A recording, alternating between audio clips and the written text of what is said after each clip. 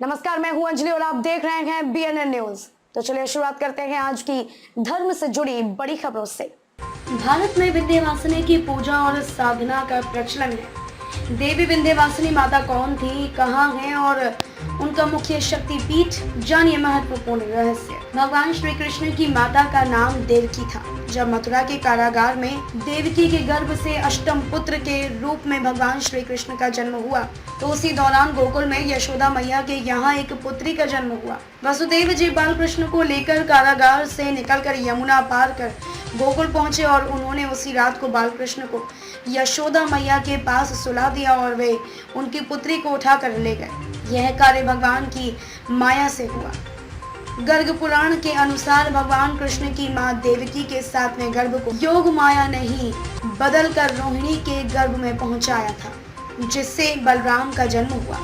बाद में योग माया ने यशोदा के गर्भ से जन्म लिया था। भगवान विष्णु की आज्ञा से माता योग माया ने ही यशोदा मैया के यहाँ पुत्री रूप में जन्म लिया था। इसके बाद में नाम एकांशा रखा गया था। कंस से बाल कृष्ण को बचाने के लिए ही योग माया ने जन्म लिया था। श्रीमद् भागवत पुराण की कथा अनुसार देवकी के 8वें गर्भ से जन्मे श्री कृष्ण को वसुदेव जी ने कंस से बचाने के लिए रातों रात यमुना नदी को पार कर गोकुल में नंद जी के घर पहुंचा दिया था तथा वहां यशोदा के गर्भ से पुत्री के रूप में जन्मी भगवान की भक्ति योग माया को चुपचाप वे मथुरा के जेल में ले आए थे। कहते हैं कि योग माया ने यशोदा के गर्भ से जन्म लिया था।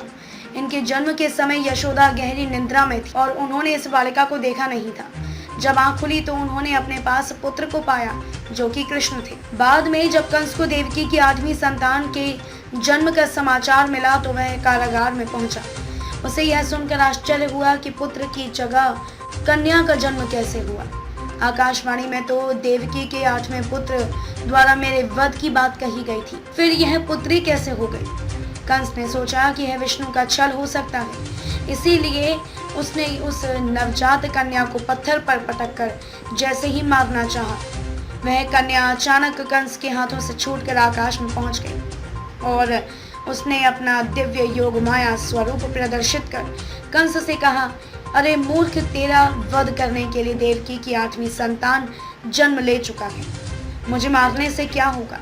बाद में देवताओं ने योग माया से कहा कि हे देवी, आपका इस धरती पर कार्य पूर्ण हो चुका है, तो अतः अब आप देवलोक चलकर हमें कृतज्ञ करें। तब देवी ने कहा कि नहीं, अब मैं धरती पर ही भिन्न भिन्न रूप में रहूंगी। जो भक्त मेरा जैसा ध्यान करेगा मैं उसे उस रूप में दर्शन दूंगी। अतः मेरे पहले स्थान की आप विंध्याचल में स्थापना करें।